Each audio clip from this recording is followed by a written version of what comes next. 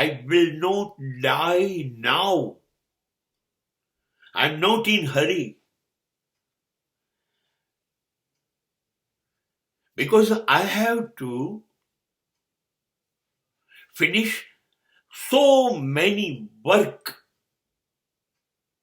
so many things here on this planet. According to the master of the universe,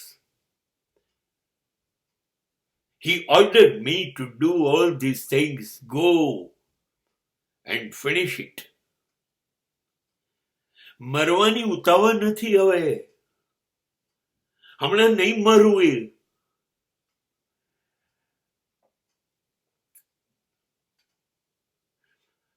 મોત આવશે તો પણ હાથ જોડી દઈશ. નાનકડી ઉદાસી ચહેરા ઉપર લાઈને કઈ સર જરાક એક્સટેન્શન આપી દો ને. ડેથ વોરંટની તારીખ બદલો ને સર. હમણાં મારા માપનું કફન મને ઉડાડવાનું છે ને, બજારમાં નથી મળતું. હમણાં લાકડાની અછત છે સ્મશાનમાં. મારા શરીરને સળગાવીશું કેવી રીતે? રોકાઈ જાઓ ને.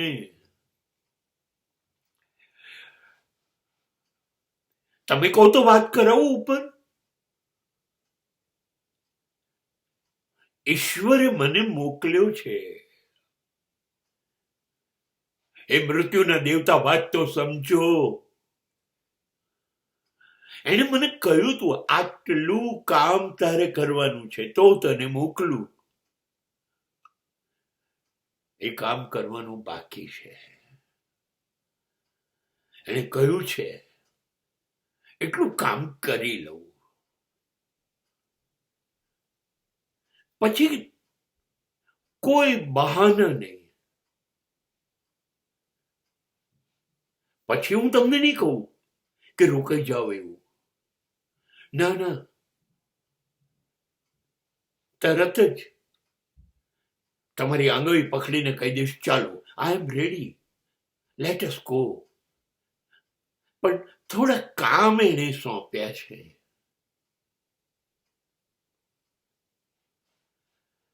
આ કે પહેલી વખત નથી હું જન્મ્યો એવું. ના ના, આવું તો કેટલી બધી વખતે હું જન્મ્યો હતો. કેટલી બધી વખતે હું મૃત્યુ પામ્યો.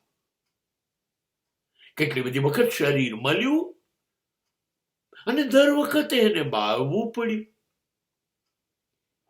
મારો આત્મા દર વખતે નવા શરીરની શોધમાં નીકળી ગયો. અને ઈશ્વર પાસે હાજર થયો ત્યારે એને કહ્યું હતું, જો ગઈ ફેરી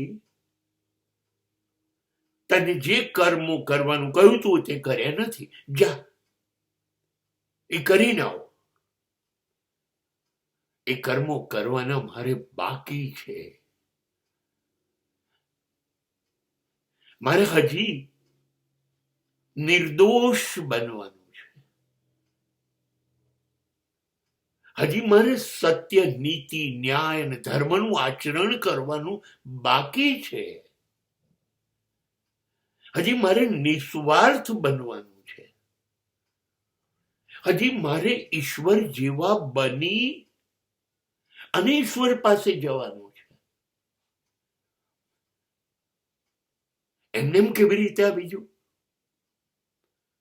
હજી તો મારી ચાદર એટલી મેલી છે. આ મેલી ચાદર ઓઢી છે.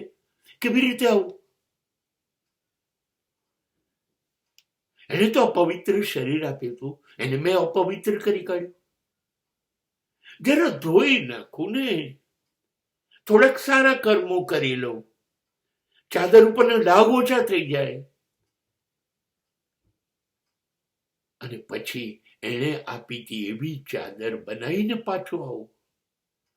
બસ ત્યારે લઈ જજો ને. હમણાં ઉતાવળ ના કરો પ્લીઝ.